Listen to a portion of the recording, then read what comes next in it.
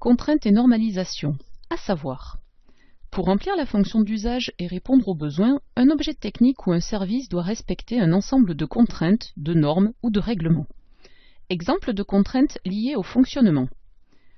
Suivant la nature du terrain, un portail doit être coulissant ou être abattant. En fonction de la largeur du passage, un portail doit clore une ouverture de 3 mètres. Un pont, à travers le vente, doit laisser passer les bateaux. Un pont à travers le vente doit respecter les réglementations pour prévenir les usagers.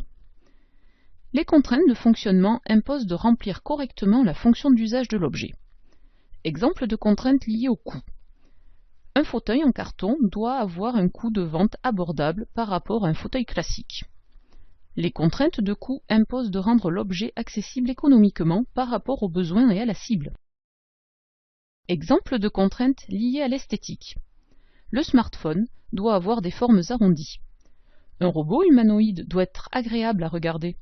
Les contraintes d'esthétique imposent de rendre l'objet attirant. Exemple de contraintes liées à l'ergonomie. La poignée d'un guidon doit être adaptée à la main. La télécommande doit tenir dans la main. Les contraintes d'ergonomie imposent de rendre l'objet adapté à son utilisateur. Exemple de contraintes liées à l'environnement. La tondeuse autonome doit fonctionner à l'énergie solaire.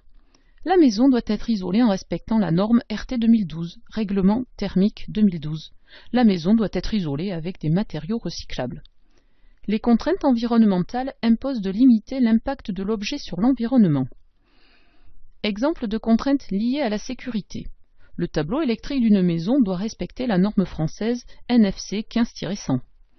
Le détecteur de fumée doit respecter le marquage européen CE, conformité européenne. Les contraintes de sécurité imposent de rendre l'objet utilisable en toute sécurité. À savoir faire. On peut classer les contraintes sur un objet technique grâce à une carte mentale ou un tableau. La formulation des contraintes est « le produit doit » ou « le produit ne doit pas ». Exemple du drone de surveillance autonome. Pour lister les contraintes, on les classe par famille, fonctionnement, sécurité.